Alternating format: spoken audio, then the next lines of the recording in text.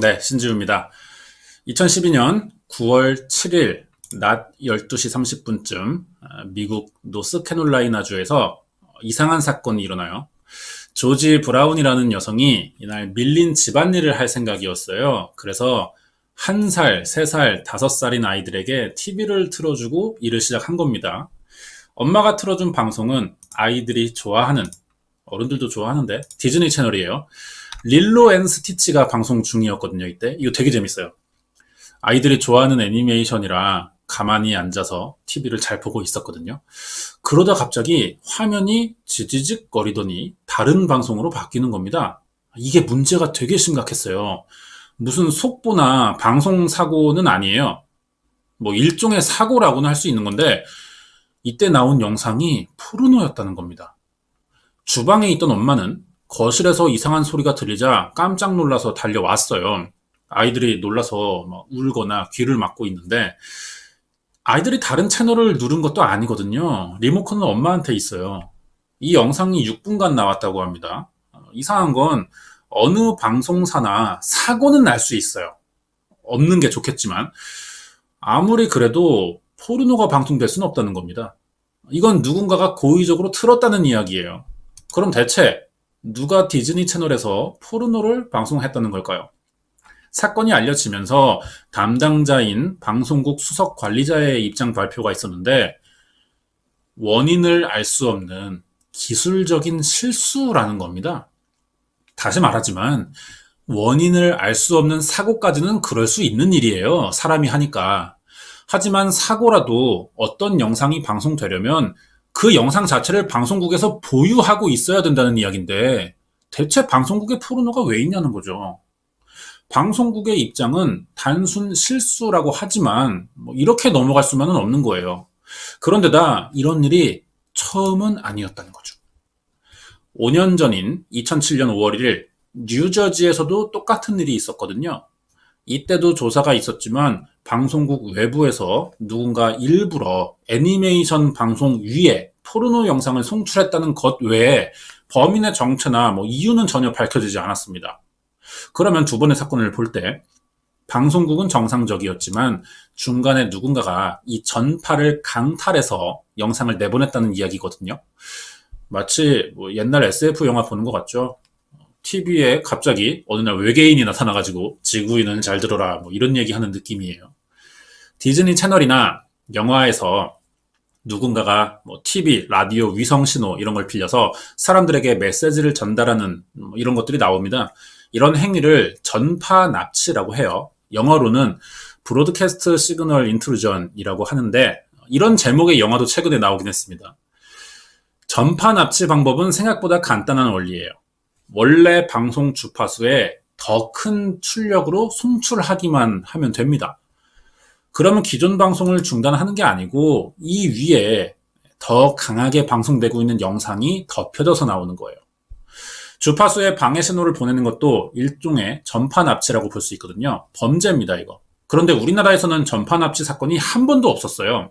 왜냐하면 방송국의 송출 주파수보다 더 높은 주파수의 송수신기를 일단 구하기 어렵고요. 나라가 작기 때문에 추적도 너무 쉽습니다. 반대로 관련 장비를 쉽게 구하고 면적도 큰 미국이나 러시아 같은 곳에서는 전파 납치가 가끔씩 일어나고 있었거든요. 대체 누가 왜 무슨 목적으로 디즈니 채널에 야동을 뿌린 걸까요? 이번엔 미국에서 벌어진 전파 납치 사건들과 그중 가장 미스터리하다는 맥스 헤드룸 사건을 알아보도록 하겠습니다. 자세한 내용 궁금하시면 구독과 좋아요 부탁드립니다.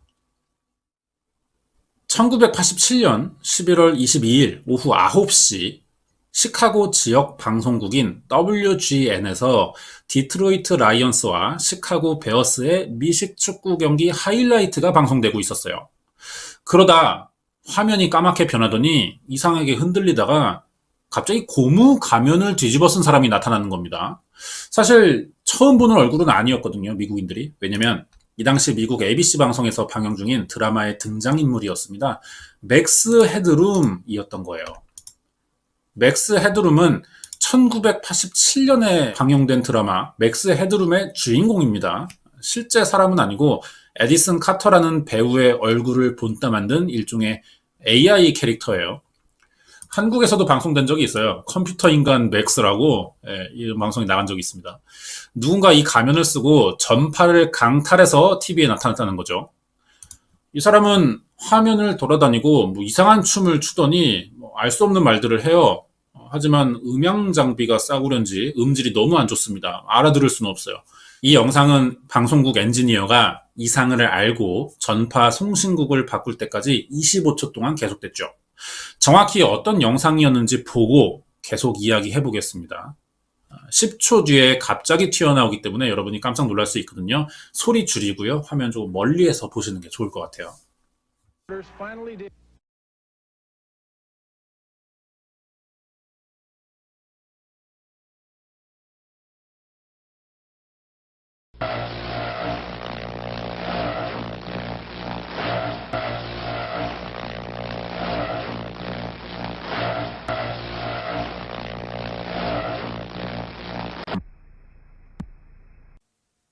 Well, if you're wondering what's happened, so am I. 마지막에 이 사람이 댄 로언이라는 앵커거든요. 정확한 이유는 전달받지 못했지만 방송 사고가 났다는 건 알았어요. 그래서 무슨 일이 일어난 건지 자기도 궁금하다 하면서 잘 넘어가긴 했는데 그 뒤로 뭐 특별한 일이 일어난 건 또 아니에요. 하지만 이 맥스 헤드룸의 전파 납치 사건은 여기서 끝나지 않았다는 겁니다. 맥스 헤드룸은 2시간 15분 만에 다시 나타났어요. 이번엔 시카고의 다른 방송국인 WTTW였는데요. 밤 11시 15분입니다. 이때는 영국의 인기 드라마인 닥터 후가 방송되던 중이었거든요. 이때도 화면 흔들렸고 알 수 없는 말과 행동을 했어요. 하지만 첫 번째 영상과는 다르게 말소리가 제대로 들립니다. 음향 장비를 샀는지. 어떤 내용인지 볼게요. That is stupid. You should talk often with the old ones of your tribe. That is the only way to learn. I'll get you a hot drink, miss. I've done some dry clothing.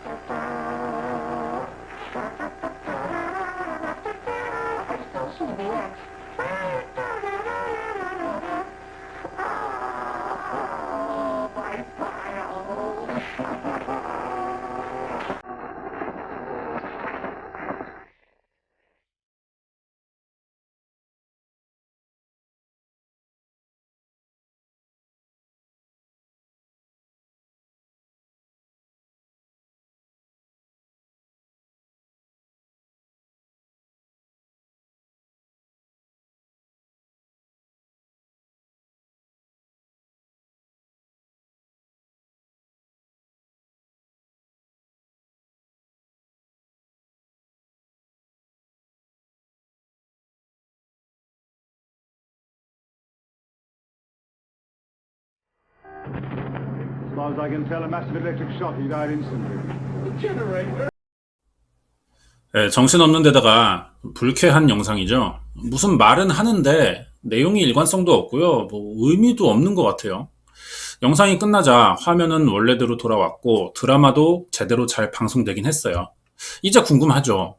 맥스 헤드룸 가면을 쓴 이 남자는 뭔가 요구하는 협박도 하지 않고요. 앞으로 어떤 일이 일어난다, 뭔가를 하겠다, 뭐 예고도 하지 않습니다. 단순히 전파를 납치해서 이상한 행동을 보여주기만 할 뿐이에요. 목적이 뭐냐는 건데요. 그 전에 맥스 헤드룸 사건보다 먼저 일어난 또 다른 전파 납치 사건을 알아보도록 하겠습니다. 1986년 4월 27일 HBO의 채널이 납치됐던 거예요. 범인이 자기를 캡틴 미드나잇이라고 소개했기 때문에 이게 캡틴 미드나잇 전파 납치 사건이라고 불리거든요. 여기서 캡틴 미드나잇은 이게 미국에서 방송되던 만화 이름입니다. 영상 보면서 이야기해 볼게요. 이 화면은 지금 위험한 장난이라는 영화인데요. 끝나고 엔딩 크레딧이 올라가는 중이었던 것 같아요. 갑자기 새 한 마리 등장했었죠. 그리고 계속 영화 엔딩 나오다가 아까 그 새가 또 나옵니다. 네, 그러더니 화면이 꺼져요, 이제.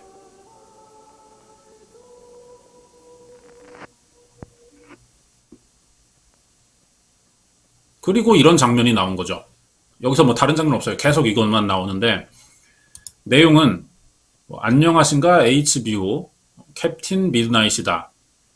한 달에 12달러 95센트라고? 말도 안 돼.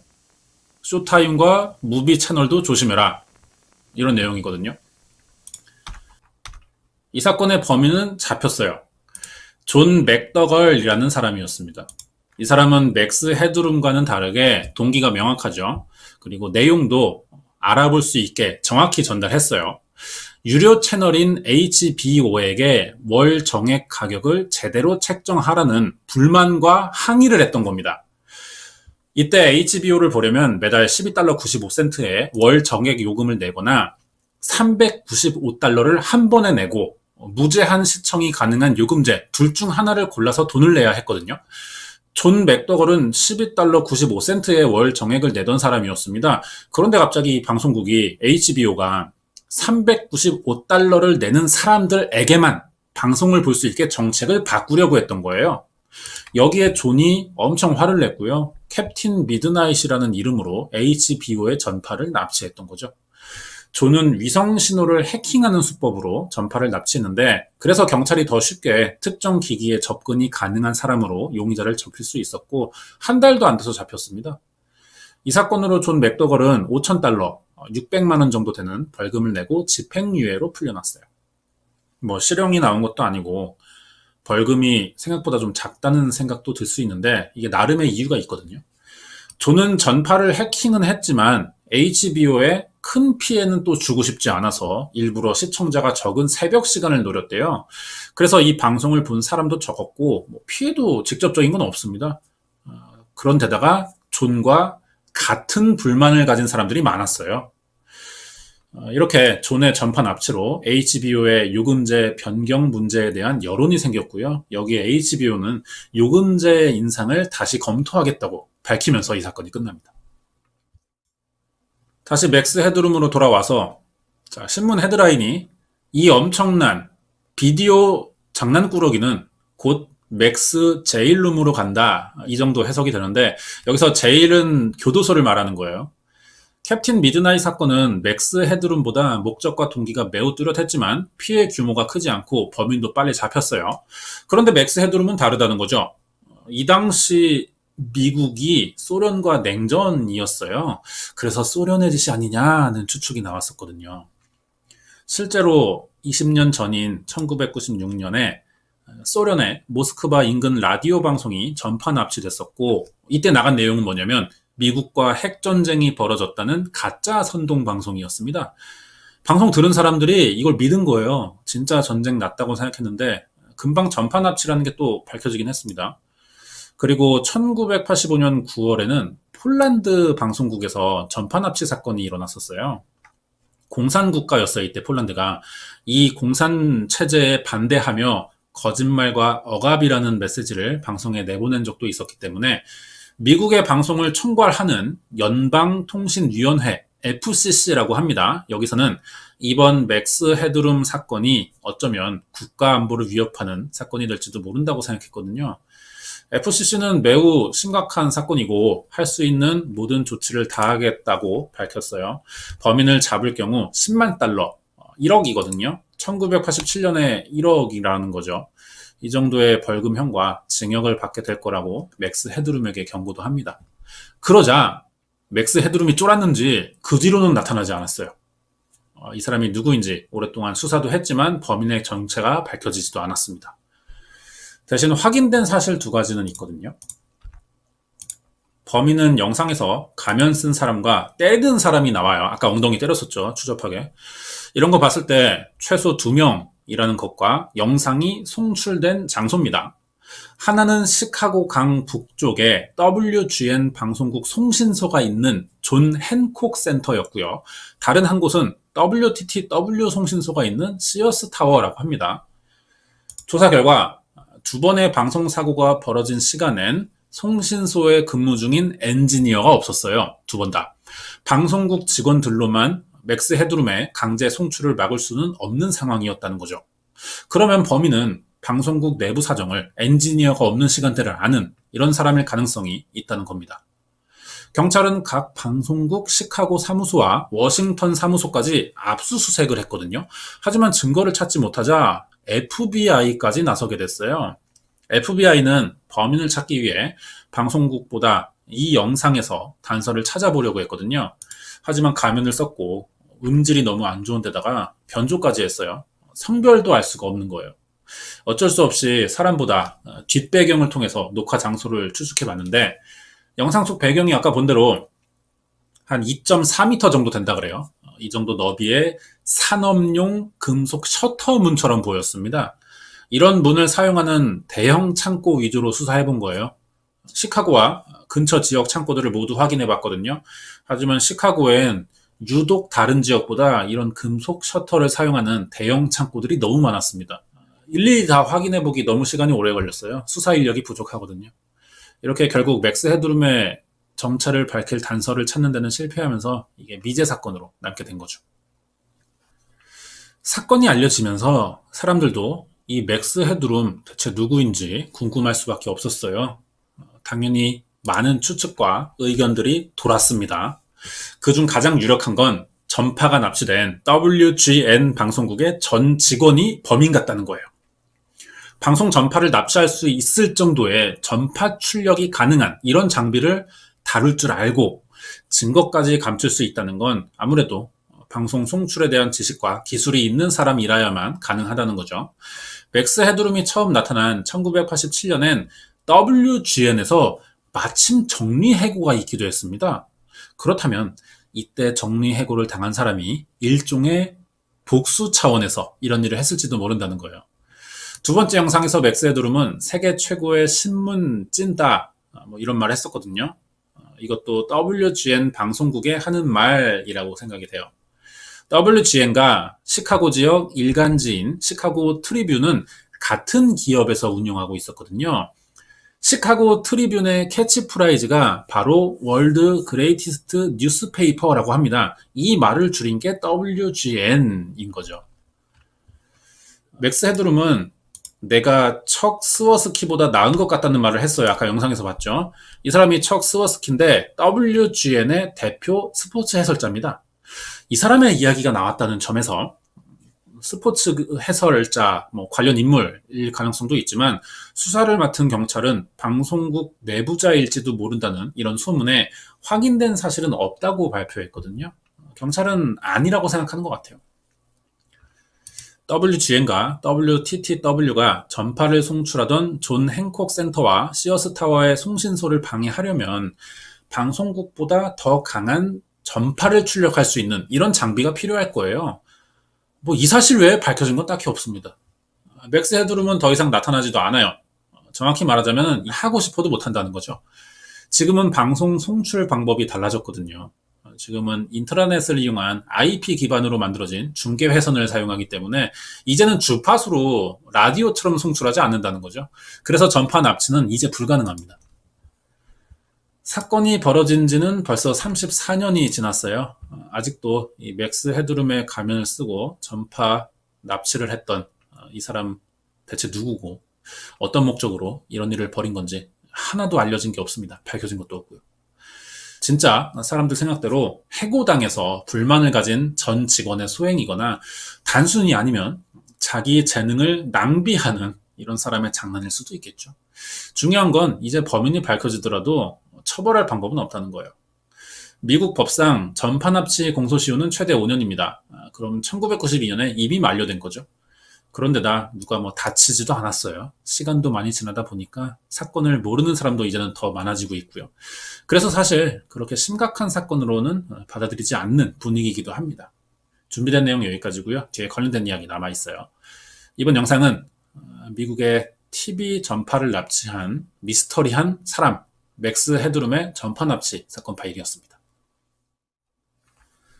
네, 관련된 이야기 하겠습니다. 방송을 무단으로 빼앗아서 뭔가를 송출하는 행위 중에 이 맥스 헤드룸이 가장 유명하긴 해요. 하지만 비슷한 사건도 하나 더 있거든요. 이거는 애슈타 전파 납치 사건이라고 합니다. 영국이에요.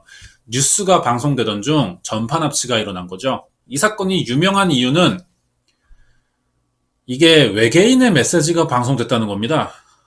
45년 전인 1977년 11월 26일 오후 5시 12분 영국의 ITN 지역방송 채널에서 이보르 밀스라는 아나운서가 뉴스를 진행하다가 갑자기 화면이 흔들리더니 꺼지는 거예요. 그리고 누군가의 목소리가 나오기 시작합니다.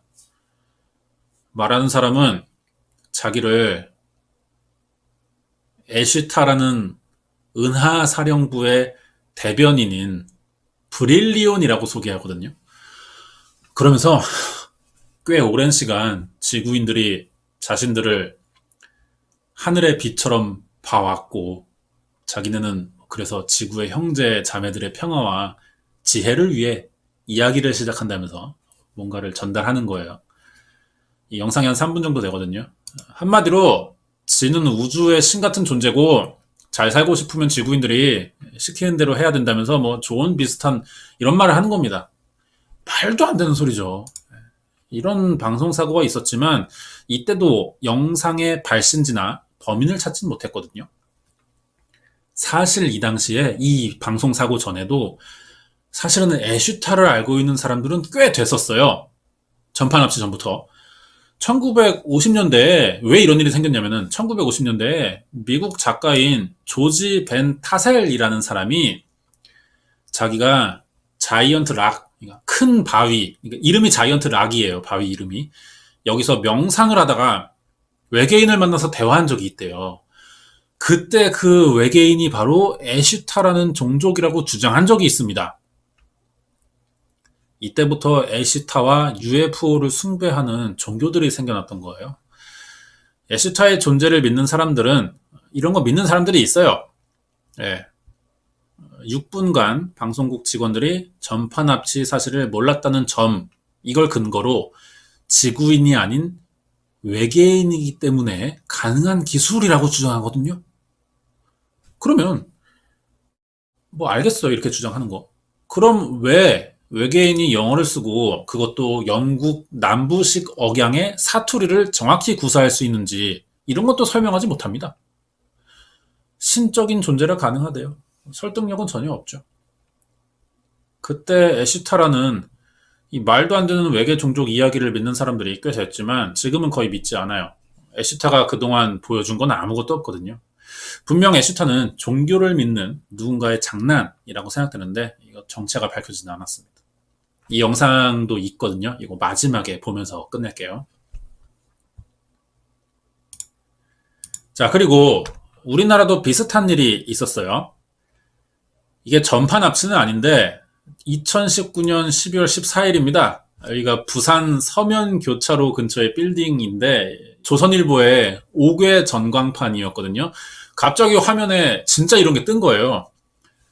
조선일보 전광판 중학생한테 다 털렸죠? 크크크크. 예. 이건데 조선일보가 신고는 했습니다. 하지만 뭐 그렇게 크게 심각한 생각은 하지 않고 넘어갔어요. 근데 이것도 엄연히 범죄입니다. 정보통신망법에 의거한 업무방해죄가 적용될 거예요. 범인이 1년 만에 잡혔어요. 진짜 중학생이었던 겁니다. 촉법소년이니까 보호관찰 6개월에 21시간의 교육명령 받으면서 끝나긴 했는데 이건 뭐 해킹이나 프로그래밍을 따로 한 건 아니고요. 조선일보 전광판에 원격 제어 프로그램 아이디와 패스워드가 유출됐던 거예요. 관리자 과실인 거죠. 그리고 우연히 이걸 본 중딩이 재미삼아서 한번 접속해 본 건데 진짜 되니까 신기해서 이렇게 했겠죠. 성인이었으면 벌금 냈을 겁니다. 지금은 고등학생이래요. 유튜브에 출연한 적도 있었는데 원래 이런 쪽에 좀 관심이 있는지 지금 장래 희망이 프로그래머라고 합니다. 그리고 이 사건에 모방범죄가 또 있어요. 이 사건 4개월 뒤에 이번에는 신천지 사이트가 털린 겁니다. 신천지 사이트 중학생한테 다 털렸죠? 뭐 이런 내용인데 그때 그 중딩이 잡히기 전에 일어났거든요. 그래서 신천지도 연달아 턴 게 아니냐, 뭐 이런 이야기 나왔는데, 전광판은 아이디와 비밀번호가 유출됐던 거고요. 이거는 인터넷 사이트예요. 인터넷 사이트는 전문 해킹 기술이 있는 뭐 이런 사람일 것 같아요. 이런 사람이 아까 그 전광판 사건을 보고 따라서 장난친 것 같습니다. 범법 행위긴 하지만 이 두 번은 피해자들이 안 좋은 이미지를 좀 가지고 있어요. 인지도도 그만큼 있긴 하지만 그래서 사람들이 심각하게 받아들이지 않았고요. 좀 재미있어 했죠, 오히려. 이런 사건들이 있었습니다. 여기까지예요. Settlement based on one man, one vote. But, he says, there are conditions. These include stopping the execution of all captured prisoners of war, allowing Giroud to take part in negotiations, being arrested. In Australia, Mr. Kerry Packer's cricketers are still pleading the right of yesterday's High Court decision, which lifts the ban on them playing in Test matches. This is the voice of Omar, representative of the Ashtar Galactic Command, speaking to you. For many years you have seen us as lights in the stars. We speak to you now to say the same as we have done to your brothers and sisters all over this, your planet Earth. We come to warn you of the destiny of your race and your world so that you may communicate to your fellow beings the course you must take to avoid the disaster which threatens your world and the beings on other worlds around you. This is in order that you may share in a great awakening as the planet passes into a new age of Aquarius. The new age will be a time of great peace and evolution for your race, but only your rulers are made aware of the evil forces that can overshadow their judgments. Be still now, and listen, for your chance may not come again. All your weapons of evil must be removed. The time for conflict is now past, and the race of which you are a part may proceed to the higher stages of its evolution if you show yourselves worthy to do this. You have but a short time to learn to live together in peace and goodwill. Small groups all over the planet are learning this, and exist to pass on the light of the dawning new age to you all. You are free to accept the makes the kitchen fall into one this wide. Many go as wide as this. Then they run out. spiritual evolution. Here now, the voice of Rimon, representative of the Ashtar Galactic Command, speaking to you. Be aware also that there are many false prophets and guides at present operating on your world. They will suck your energy from you, the energy you call money, and will put it to evil ends, giving you worthless toss in return. But your divine self will protect you from this. You must learn to be sensitive to the voice within you, that can tell you what is true and what is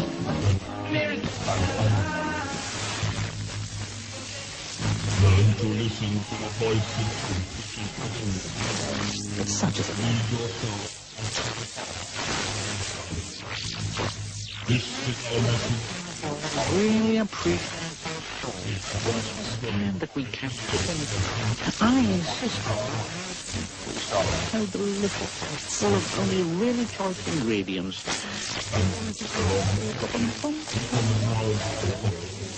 I can